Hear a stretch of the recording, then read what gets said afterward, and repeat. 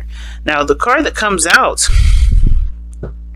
well, to be honest with you, there's a lot of cards. Similar to Aries that came out, and I accidentally did Aries first. But the Aries are going to have their reading last. But, since it's your birthday, you guys get your reading first.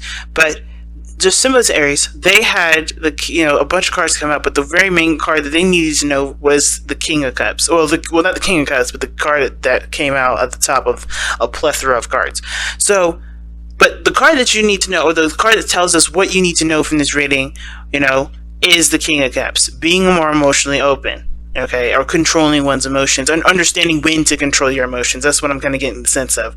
Because when it's important to know when to control those things, but not to overly control them. Because I think, Taurus, you had a tendency, especially last year, before Uranus, well, definitely before and after Uranus went into your sign, there's been a lot of ups and downs regarding your emotions, and it's been hard to figure out when it's acceptable to burst out and be your emotional self, and then when not to. But then at the same time, I kind of get the sense for a lot of y'all, it's really when to bust out and be yourself, when to express those emotions, when to let people know, let people in, and be vulnerable. And when is being vulnerable a sign of strength and not weakness? It's always a sign of strength, in my opinion. It's never a sign of weakness. However, when it's, of course, when it is used in a way that disempowers you, and it's not necessarily the appropriate time, like say for someone that's mourning or something like that. When you start bursting your emotions out in a very self-righteous way, and it's not really in the place of someone else's, then is it really a powerful moment for you and the other person, or is it disempowering and taking away from the situation? You know what I'm saying? So of course, right, understanding the balance and the need of when to express yourself. And you got 7 of Wands coming out of this, that's telling me that says a lot to me. Not taking shit, but mostly not allowing yourself to be abused in a very emotional way, because you guys may be ignoring your emotions or trying to hold those things down, but there's some times where your emotions will help you stand up for yourself. So let's go ahead and see.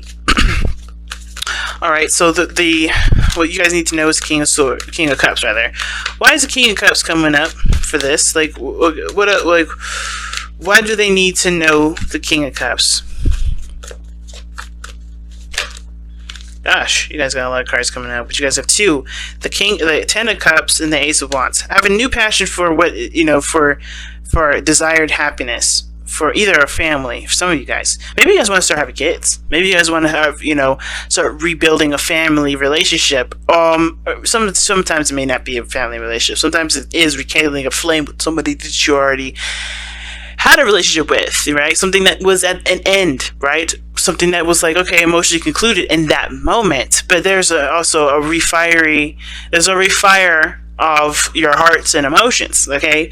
So being emotionally vulnerable like this is because there's something that's opened up in your life that requires you to be emotionally available, not shut down. Okay, so okay, all right, that's cool. Okay, let's see what's going on in your love life specifically. Oh well, let's see. Actually, why is the King of Cups? What are they trying to get from being the King of Cups? What are you guys trying to get from being the King of Cups? What will benefit from you guys being the King of Cups here?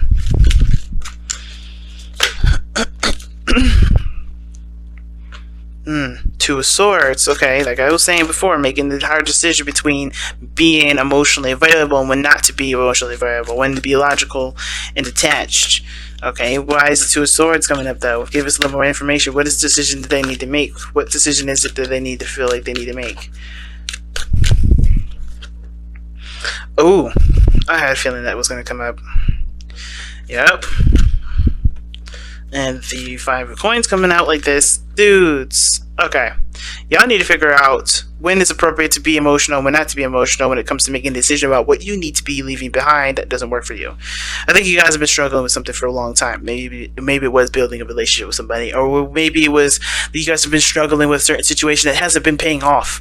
Meaning, like, it hasn't necessarily been giving you what you've been needing, right? It's recognizing what's serving you, what isn't. So that way you can start making the necessary steps to start building towards what does make you happy and what does give you something back. Because the Five of Pentacles, it's not a bad card. Sometimes it's like you need to struggle because there's a certain period in time or certain area in your life where there's nothing to do but struggle. And it's struggling isn't necessarily a bad thing. It builds us our strength. It thickens our skin. It improves the situation that was already in a pretty shitty place, right? And there's, like I said, that because of that, right? Because of what struggling does, it's not a bad thing. However, sometimes with situations, it just doesn't get better. And considering with the Eight of Cups be coming up before the Five of Coins, it tells me that you've been in a situation long enough to know something's not going to get better. So what steps do you need to take? The difficult decision to make that's coming up here has to do with making going in a direction that may not be ideal for everybody in the situation, but it's ideal for you. And it represents a struggle, and it does represent a struggle because this does have a lot to do with your happiness, what you want. You get what I'm saying? So it's hard. Because I think a lot of you guys attribute a lot of your, I guess, I don't want to say existence, but a lot of your,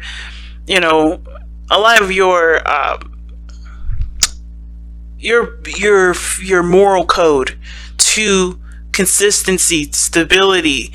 But I feel like that has been sacrificed. What you had to sacrifice was your emotional stability, emotional, well-being.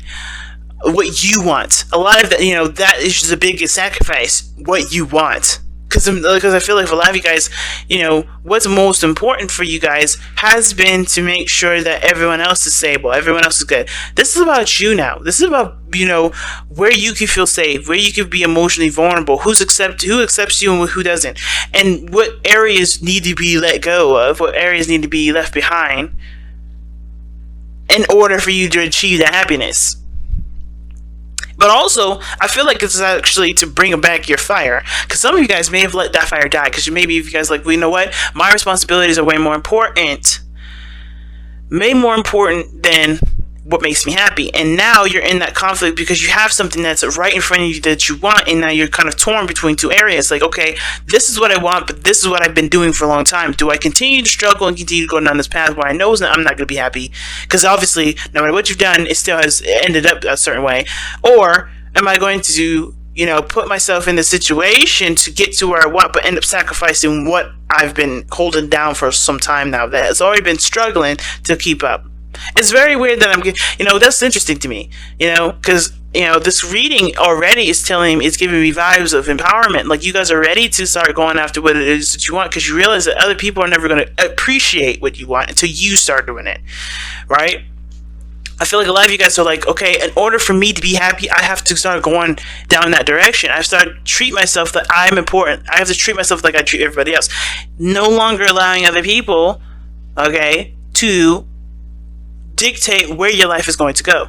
You have to start making that breakaway. You gotta start, no longer blurring the lines of emotional needs and responsibility and start separating the two, right? And which one is the most important to you, right? That's the hard part. Now, I think a lot of this, I have a feeling here too that a lot of you guys are looking for a universal truth here. Like, which is the best option to go? Should I go for my heart or should I go for what I'm responsible for?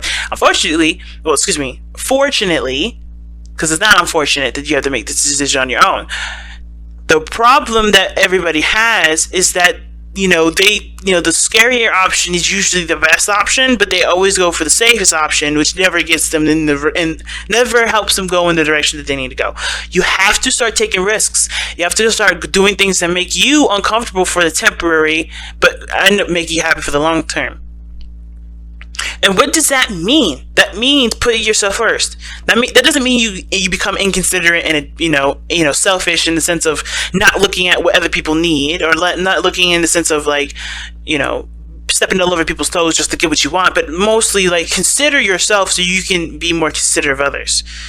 Not this sense like I'm saying, I think you guys have always been very considerate. I think you guys have been overly considerate. But the problem here has to do with you not considering yourself, putting other people's needs first, and therefore just not being all around wholesome. You know what I'm saying? So, I'm gonna go ahead and like, how is this affecting your love life, y'all? How does this affect your love life? Oh, you got two cards with this again. The Six of Swords came up first, and then the Four of Swords. How is affecting your love life? How this King of Swords, King of Cups, is affecting your love life right now? Well, it's keeping you from moving on. I think you guys are stuck in a paradox. Like it's a disaster. Like it's a constant thing. It's a constant state of inactivity. I think you had a lot of time to think on it, the Four of Swords. But how this is affecting your love life here, it's not moving forward. Oh, well, excuse me, how you haven't been, how the focus, I think the focus for some of you guys that haven't been really looking at what you guys want, it hasn't been going nowhere. For those of you that have been, focusing on what you want, you're starting to be able to move forward. You're starting to see different horizons, right? You're starting to recognize that there are other things out there better than the situation that you've been putting up with. Whether this is an abusive relationship, regarding with whoever, right? This could be with your current partner. This could be in regards to family, because the Ten of Cups is a family card too. So I don't know if you guys have been having a really unhealthy relationships with family, and your obligation to to meet those needs or meet that expectation of what your family put on you has no longer it's not healthy for you. It's not making you feel good about yourself, right? And therefore it impacts your relationships. It either makes you leave them prematurely, or makes you, or you may feel like you move on, or you have to leave that behind because ultimately, that's not what your family wanted. But you hung up on that. You're hung up on whatever you left on because you weren't finished with it. Or maybe there's a certain area in which you do want to move forward in, but it's been hard to do it because, there's a lot to consider regarding what that will mean for you and people that you attribute to being in your family. You got a lot of fire, and this has to do with what makes you happy. With the people that truly want to support you and make you happy. I feel like the biggest thing is realizing who has your back, who truly is supporting you. And filtering out the network of support and the real network of support, and not just kind of taking anybody's face, taking anybody by their title. If that makes sense. Really seeing how they affect you emotionally and attributing to that towards, where you go or how you continue to entertain this person in your life, or entertain the people in your life, entertain the flow and the treatment and so forth. But most importantly, it's about putting yourself and your needs and your desires first, especially if you haven't been. Now, for some of you guys, because I'm trying to read this a different way here, because this story may not resonate with everybody. But for some of you guys, the reason why the King of Cups is coming up for you guys has to do with perhaps being more emotionally available for a partner. Or being more emotionally attuned to what you need. Or maybe this has to do with healing yourself from a situation that ended in the past and getting your fire back. Because perhaps you've been in a very subdued state for a long time. I mean, you've been numb. You've gotten yourself to a place where you've been numbed up. Because every time I see the King of Cups, I'm like, all right, is somebody letting the air flow or letting that river flow?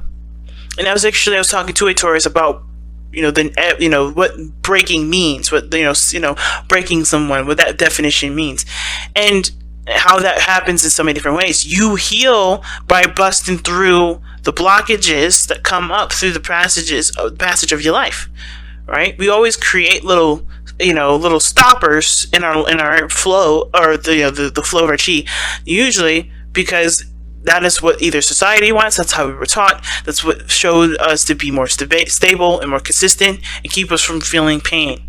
But that also keeps us from feeling passion. Sometimes those blocks keep us from feeling passion. Those blocks are not healthy boundaries that help us to create the burning fire that creates so much beautiful things. And you have that. You have the fire. But what is it blocking that power? And what does breaking mean? Breaking doesn't have to be an aggressive standpoint. Being in a position of not making a decision or not taking action because you don't want to go through that period of breaking somebody, that's not really for you to decide. You have to make sure that what you're doing is healthy for you, and that's it. You can't think about someone else. You can't think about anyone else, because if you can't even think about what you need and think about your own desires, right?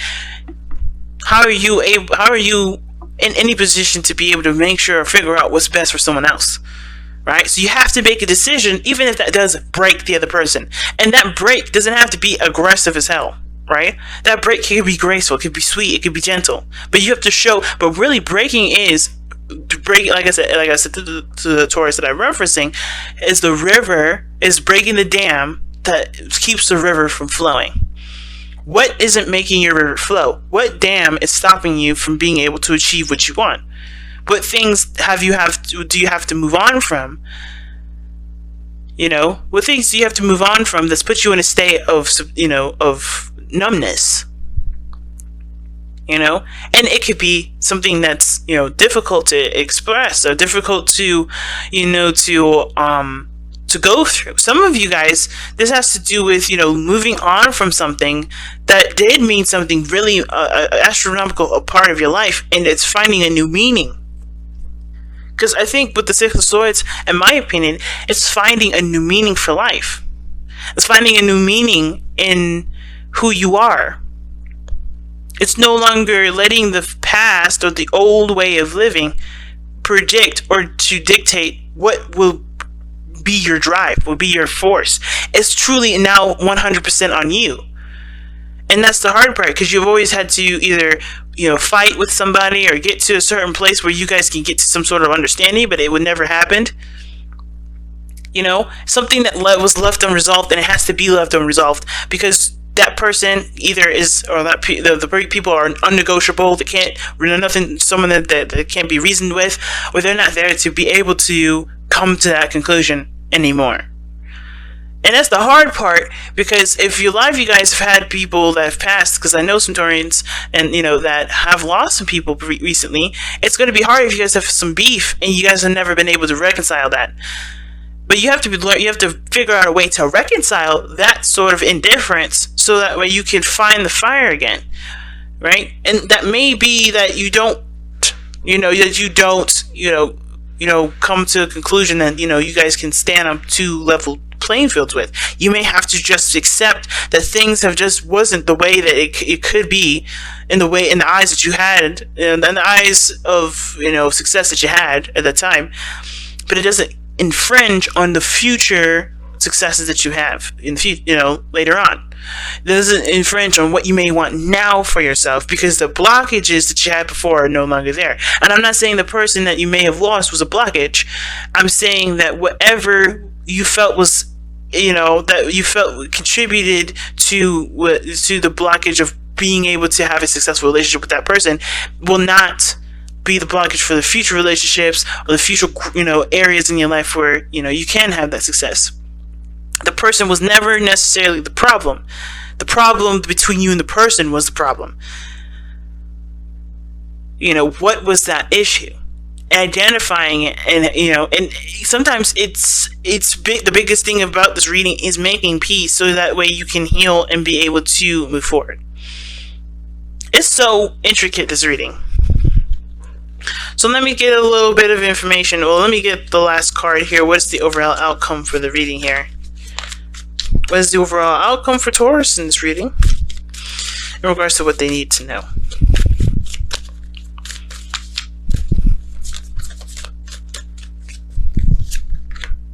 Three of Cups. Wow, the card of reunion, the card of fun and happiness. It's a small, you know, sample of happiness, but it's joy. I feel like, because these people are celebrating.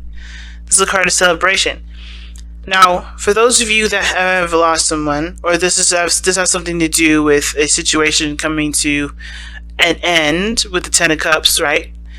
It, you know, celebrate the life that it had in a way that, you know, that encourages future, you know, future, how do I put this? Like future growth, future success, right?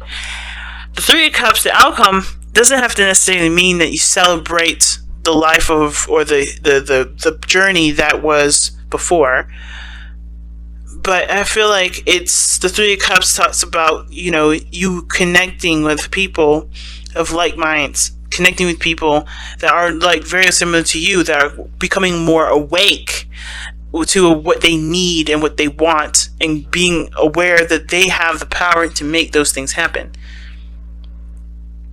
The King of Cups is passive, the most passive king out of all of them, but he still is avid about going for what makes him feel good, right? He'll always put himself in a position in which he feels the best.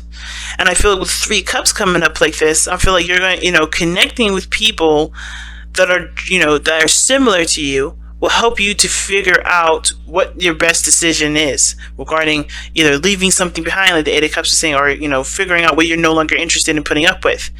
Figuring out through the situation that you've been through already, figuring out what it is your tolerance level, figuring out what your new boundaries are, and you either start making progress in relationships that have been struggling for a while, and really putting in either a college try, which I don't believe you guys haven't been, but like figuring out figuring out if something serves you and what doesn't, and start making progress in what areas that do benefit you and what do serve you.